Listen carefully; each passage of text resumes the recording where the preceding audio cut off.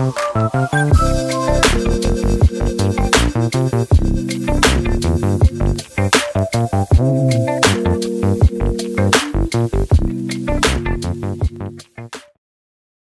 everyone, and welcome back to my channel.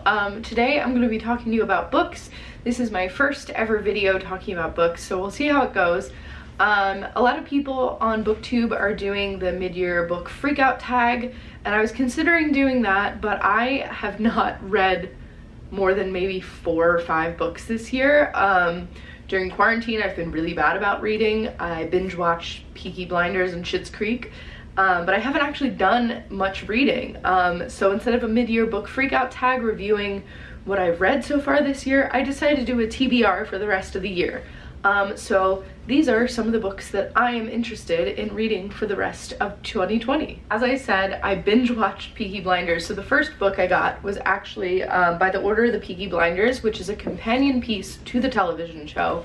And I do theater and acting and stuff, so in this companion piece there are a bunch of interviews with the actors on basically talking about their character, how they formulated their character, and sort of the thought process that went behind it. There's a bunch of production stuff about locations, and there's history, and just a lot of background information that, as someone who does acting, I find really fascinating. So I'm really excited to dive into this book, and also it's just got like absolutely gorgeous photographs and such in it, and it's just really interesting, and I'm really looking forward to getting into that. On the same subject of Peaky Blinders, I'm gonna post a photo here of the next book that I'm looking forward to reading, because I loaned it out to my mom and I don't know where she put the book in the house, so I don't have it for this video. But it is also a book on the Peaky Blinders, but it is actually about the real Peaky Blinders and the history behind it. One of the things I've realized I've sort of been getting into is history again. So I really wanted to read this book that explained the backstory to a television show I really love. Again, sticking on brand with history, the next book is Helter Skelter, which is a book about the Manson murders by Vincent Bugliosi with Kurt Gentry. I think that's how you pronounce it. I'm pronouncing it kind of like the bastardized Italian way, so hopefully that's correct.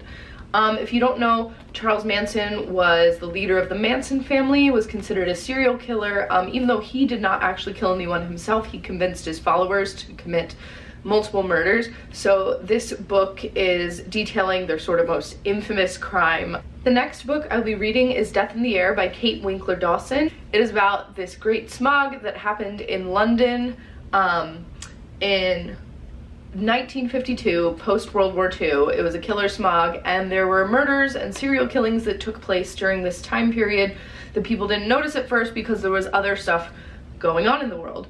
I picked up this book when I was browsing Barnes & Noble because, again, history. I've been really looking into Irish history because I'm adopted, but I found out that I am 50% Irish because I reconnected with my birth mother. So this was actually in the English history section, which is right next to the Irish one. So I was fascinated by the story summary, so I decided to pick this one up. While I was at Barnes & Noble, I didn't find anything on Irish history that I really wanted to pick up, so I went on Amazon and bought this book right here, which is about the siege of Jeddaville.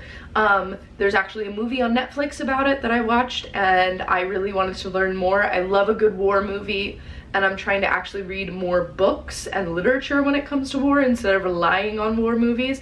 So I wanted to pick this up because it is about the Irish army that was sent in a UN peacekeeping mission to the Congo. This was sort of swept under the rug in history because they were considered cowards.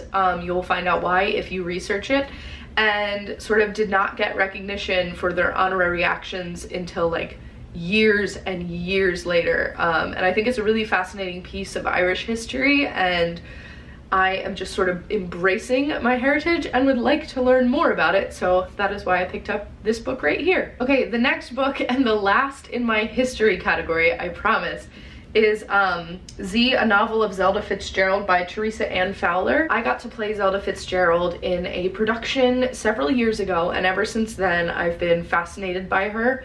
And F. Scott Fitzgerald is one of my favorite authors. I'm looking forward to finding out who Zelda was behind the image of her being Scott's wife and this perfect flapper, and sort of learning about the Southern belle who got swept into the world of the jazz age. The next book is an anthology of the short stories of F. Scott Fitzgerald.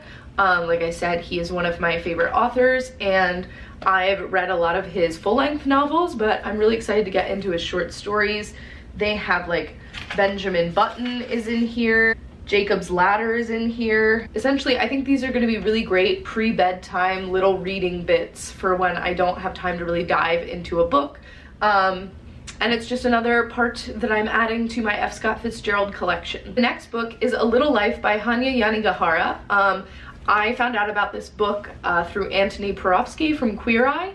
And it's about 4 college classmates who are broke and sort of adrift in life, and they move to New York City in order to find their place and maybe fame and fortune, sort of overcoming the challenges of pride and the struggles of addiction. They're sort of held together by the member of their group named Jude. He's a very enigmatic young man. And it's basically a story about brotherhood. It's big in queer culture, and it's something I've been meaning to read for a while. It's very long and dense, and it's a bit intimidating, but I've really wanted to read this book for a while now. I know that was kind of a terrible description. I'm very nervous about describing books on camera. I've never really done this before, but we are trying our best here. Next book I think would be classified as historical fiction, and it is Tidelands by Philippa Gregory. She is the woman who wrote The Other Boleyn Girl. I found out about this book from Sophie Rundle's Instagram.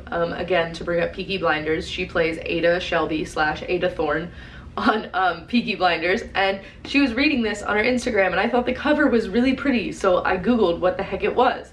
And I read the back and I thought it sounded really interesting. It's about 1600s Sussex, England.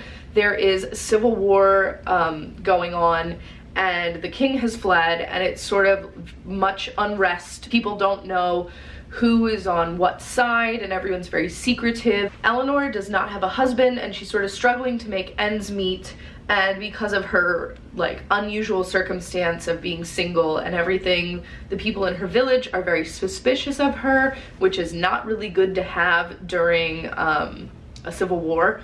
Also, this is about sort of the witch hunt type era, so again, suspicious. Not really good. She meets James, a man of status, and he needs refuge, so she takes the risk to lead him across the marshes, and not knowing whether or not he's a spy or an enemy or who she is bringing into her life. The thing that really sold me was the witch mania, because that's such an like interesting part in history. Wait, I said we were done with history books, and now I'm bringing up this one. Okay, good job, Laura. Great organization in your first video. But anyway, it sounds really fascinating. I know this author has a lot of critical acclaim, so I am very excited to read this book. The next book is very controversial. It is Lolita by Vladimir Nabokov. If you don't know anything about this book, it is about a love story and sexual relationship between a very young girl and a very much so older man. That's pretty much all there is to know about it. It's considered very taboo.